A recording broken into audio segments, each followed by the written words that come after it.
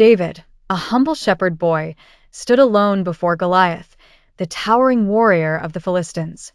He was wearing his simple clothes, and in his hands he carried nothing more than a sling and a few small stones. His eyes gleamed with a determined light, reflecting not just the strength of a young heart, but the unyielding faith that accompanied him. In stark contrast stood Goliath, his entire form enveloped in heavy bronze armor that glistened in the sun.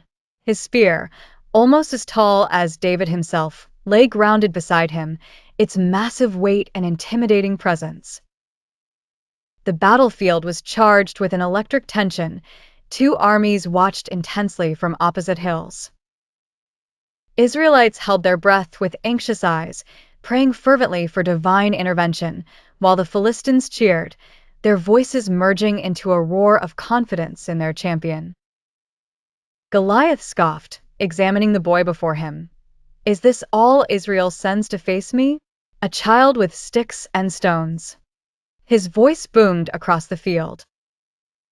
Though Goliath mocked and the odds seemed insurmountable, David did not falter. Instead, the youthful challenger took a deep breath, his gaze unwavering, perched on the horizon of triumph. "You come against me with sword and spear and javelin," David declared, "but I come against you in the name of the Lord Almighty, the God of the armies of Israel, whom you have defied." With words that echoed with conviction, David's heart forged a shield stronger than any armor. As the wind whistled softly over the plains, it seemed to carry David's faith across the universe.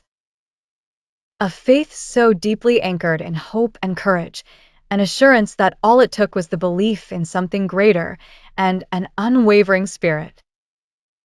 With a flick of his wrist, the stone flew true from the sling, swift and sure, guided by both skill and divine providence. A hush swept over the onlookers. The air stood still for a brief moment, time itself stretched thinly between fate and destiny. Then, the stone struck its mark, and the towering Goliath stumbled, his massive form crashing to the ground with a thunderous noise.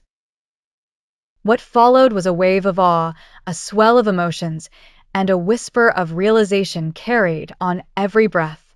Young David had shown that even the smallest among us, driven by courage and faith, could alter the course of history.